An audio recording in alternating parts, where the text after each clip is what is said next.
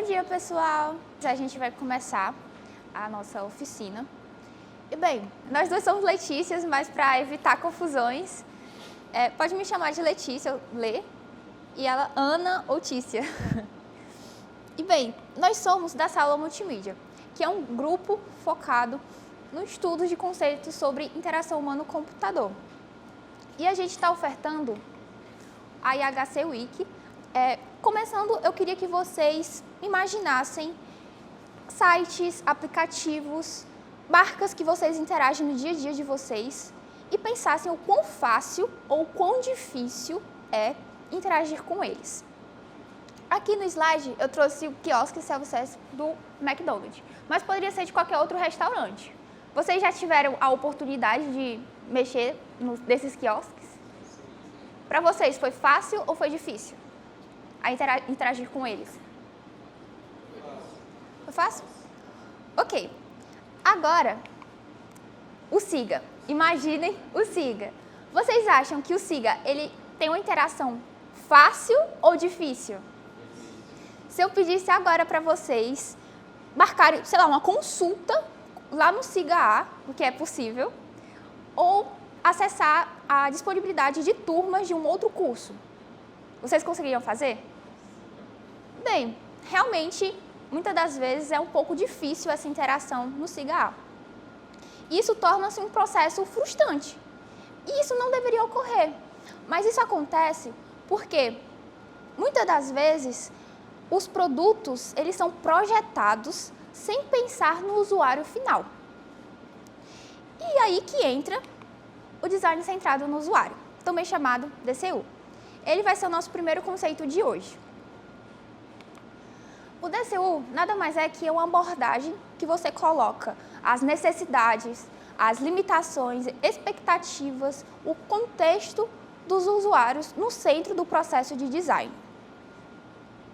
E isso faz com que a gente não suponha que um usuário vai gostar de tal coisa no aplicativo, na solução que você está produzindo.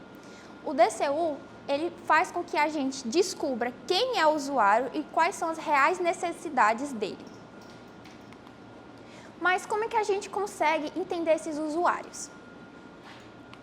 Através das personas. Aqui eu trouxe o exemplo da Clarice Leal.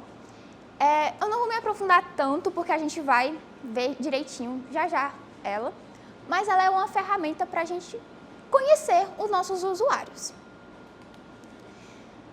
Na verdade, o processo de construção das personas começou ontem. Assim, a coleta de dados, elas podem ser feitas através de questionários, entrevistas, por observação e tem como objetivo reunir informações legais, relevantes, para que possam auxiliar no desenvolvimento de requisitos para o desenvolvimento da nossa solução. E na coleta de dados, a gente faz todo esse processo de questionário e tudo, coleta mesmo dos dados, e após isso, a gente tem a análise dos dados. Na análise dos dados, a gente começa a ver alguns padrões, alguns agrupamentos. Por exemplo, aqui tem algumas pessoinhas em azul, tem algumas pessoas em amarelo, alguns mais escuros.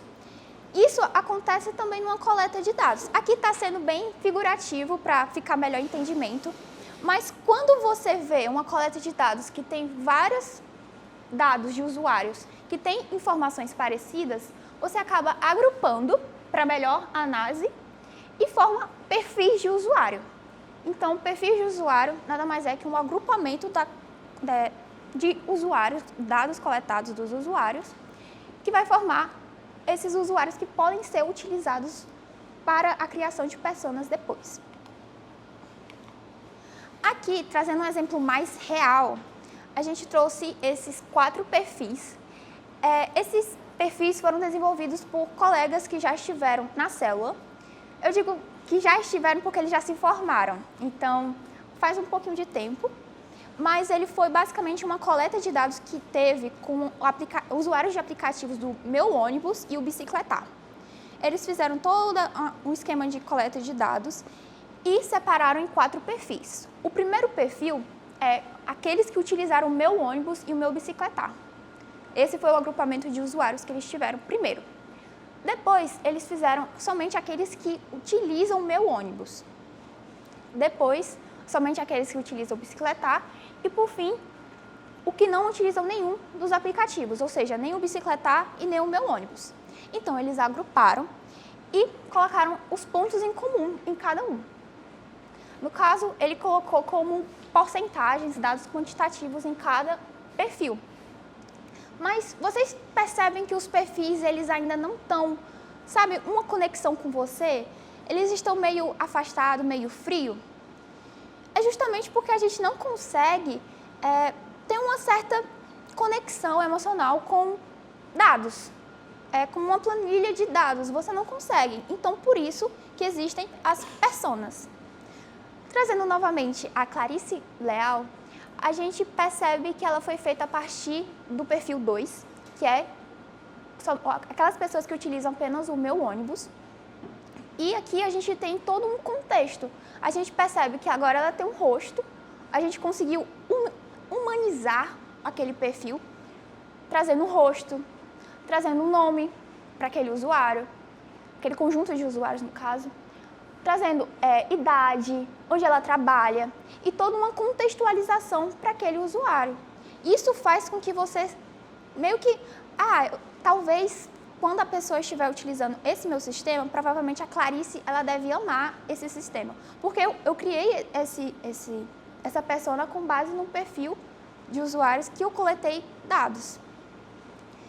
Então, essa questão de humanizar, ela não fica assim somente nas personas também.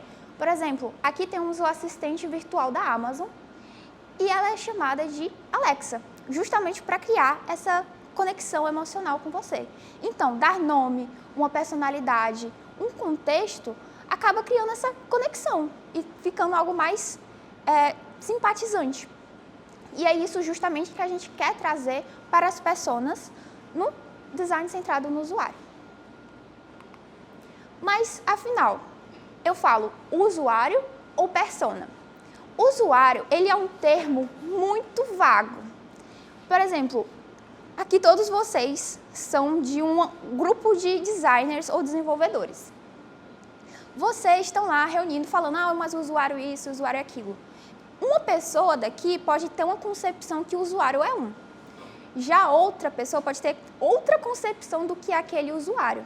Então, quando eu estiver discutindo, falar usuário, usuário, usuário, pode causar uma certa confusão. Então, isso não é legal. E fora que o usuário, não traz esse sentimento, de conexão com o usuário. Então, é utilizado o nome personas. Então, agora que a gente já entendeu a importância das personas, que elas são esse instrumento para a gente se sentir mais conectado com o usuário final, do nosso produto, da nossa solução, a gente vai discutir o que realmente são essas personas. Então, para ajudar a ilustrar isso melhor, a gente pode pensar nas personas como sendo personagens fictícios, que são criados, obviamente, a partir de dados reais. Vocês fizeram entrevistas, coletaram dados de pessoas que têm as características delas, e a partir desses dados que a gente vai criar os nossos perfis e, consequentemente, as nossas personas. Então, para ilustrar um pouco melhor, vamos pensar um pouco na jornada do herói, que está presente em muitas histórias. Vocês podem pensar assim, em qualquer história que é bem mais clichêzinha, vai ter uma pitada da jornada do herói. E o que é essa jornada do herói? É como se fosse uma receita de bolo das narrativas. Então, é como se fosse um padrão narrativo, certo? Dentro dessa jornada do herói, a gente tem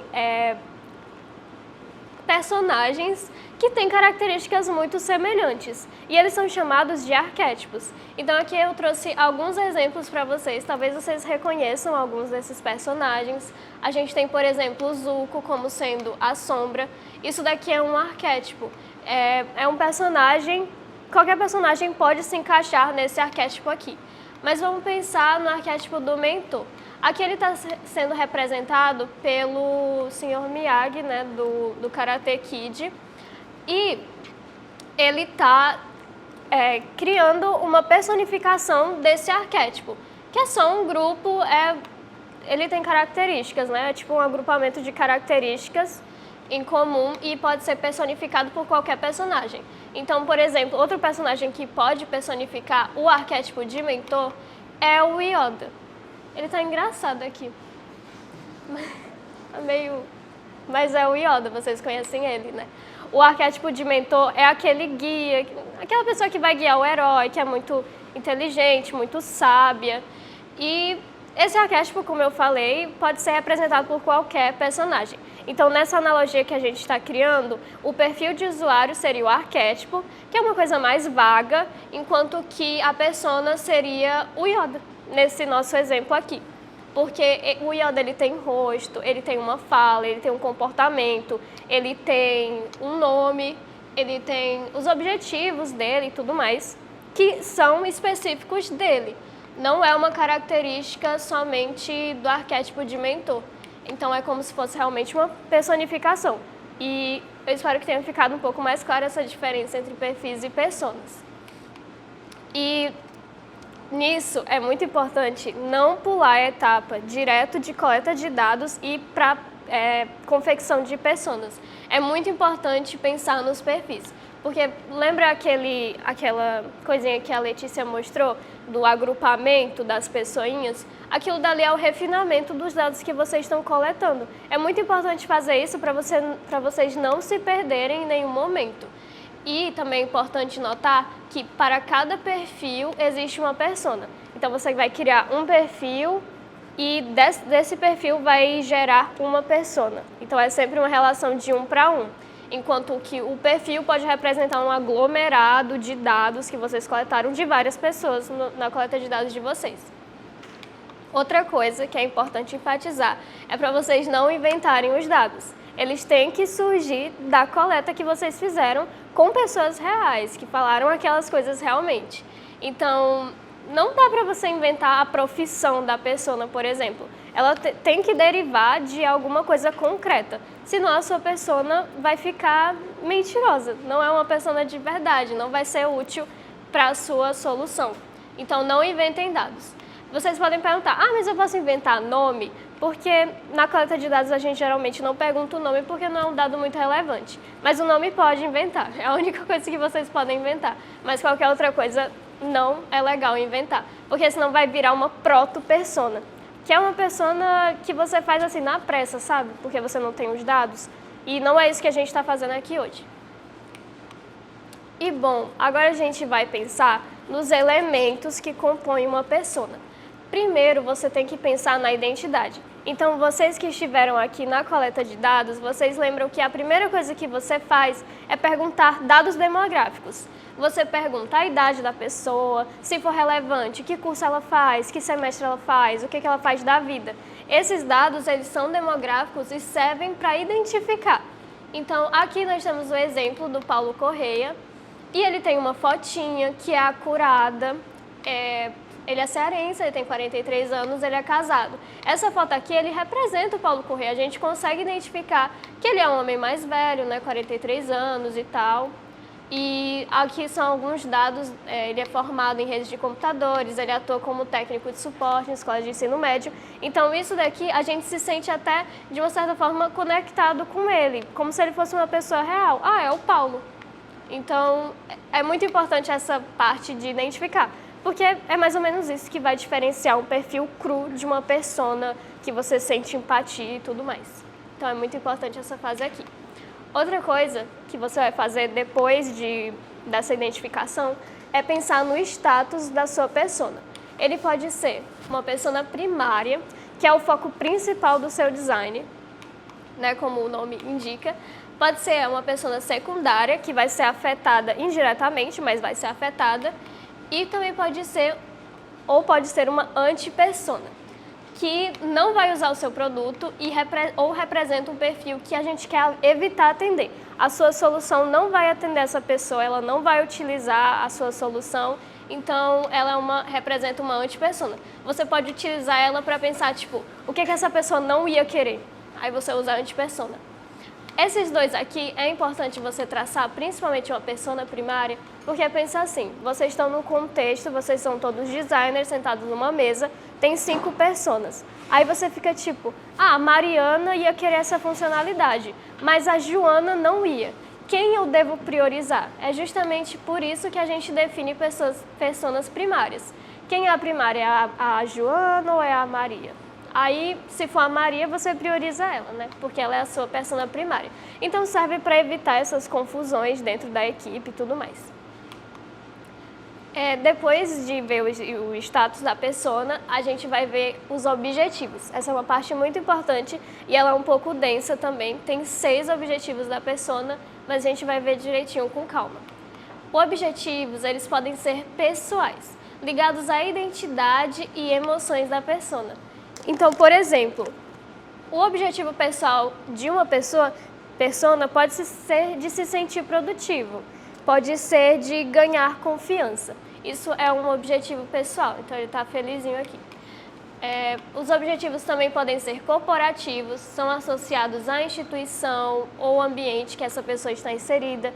Então, pode ser um professor, pode ser no caso, podem ser objetivos da empresa, enfim. Como, por exemplo, aumentar a eficiência, melhorar o índice de aprovação dos alunos, tudo isso são objetivos corporativos, do tipo corporativo. Também podem ser objetivos práticos, que conectam desejos pessoais com tarefas concretas. Então, por exemplo, manter contato com amigos, família, concluir uma lista de tarefas, ser notificado de problemas antes que eles se tornem algo uma bola de neve. Tudo isso são objetivos práticos. Também podem ter objetivos finais, que representam o que o usuário deseja fazer. Objetivos de experiência, que dizem respeito a como o usuário deseja se sentir. Então, ele deseja se sentir no controle, ou ele só não quer se sentir estúpido. É como ele realmente quer, o feeling dele, né? E, por fim, existem os objetivos de vida, que estão relacionados com o que o usuário deseja ser.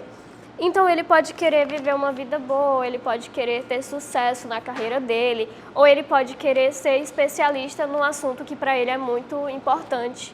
Então, isso se enquadra nos objetivos de vida dessa persona. Ok.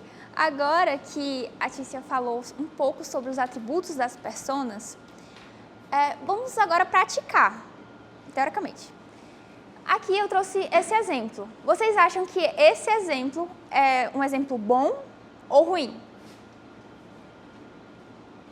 Mas por que ele está como um exemplo ruim? Mas assim, mais de cara é porque a persona ela não deve ser um desenho, ela deve ser o mais real possível, para que você consiga criar uma conexão, justamente. E além disso, o nome da persona está como usuário 1. Isso não deveria acontecer.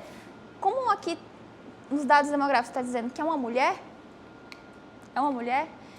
então o nome do usuário deveria ser Ana, Bianca, Beatriz, algo assim. E além disso, no próprio dados demográficos, tende a ser mulher, entre 30 e 45 anos, classe média. Está um pouco estranho, está meio amplo demais. Isso não deve ocorrer aqui nas personas. Pode ocorrer nos perfis, tende a ser mulher ou algo assim, com algum dado quantitativo. Mas nas personas não, deve ser o mais objetivo possível. No caso, por exemplo, se fosse Ana é uma mulher, tem 35 anos, é classe média. E assim como o Cauê falou, aqui deveria estar como um texto, para contextualizar, contar a história dessa persona. Porque aqui, formação farmacêutica e sócia proprietária de uma empresa de sabonetes artesanais, casada e sem filhos. Está meio confuso, porque isso não é uma formação. Seria melhor criar uma história contextualizando tudo isso. E além disso, um outro ponto assim, fatal aqui é a questão dos objetivos e a dificuldade tem. Acha que, tende a ser, isso não é legal. Os objetivos de uma persona deveriam ser objetivos, tornar o negócio mais conhecido, sabe, esses pontos assim de indagação e não de supostamente, acha que, tende a ser. Isso não é legal para uma persona. Então, ela não é uma persona legal, é uma persona ruim. Só acrescentando nessa parte dos objetivos, os objetivos eles são meio que a parte mais importante da sua persona quando você está construindo, porque são os objetivos que vão definir as funcionalidades da sua solução. Quais são essas funcionalidades? Como elas vão ser apresentadas? Onde? Em que momento vai ser apresentado aquilo para a sua persona? Então é muito importante tomar cuidado com os objetivos. Por isso que existem tantos tipos, porque é uma parte assim fundamental na construção das suas personas que vai principalmente guiar as funcionalidades que vão estar presentes na sua solução. Agora vamos para outro exemplo. Aqui já é um exemplo bom. No caso, esse perfil foi criado com base no nosso projeto integrado. Ele foi um projeto desenvolvido para desenvolvedores que gostariam de aprender sobre acessibilidade web.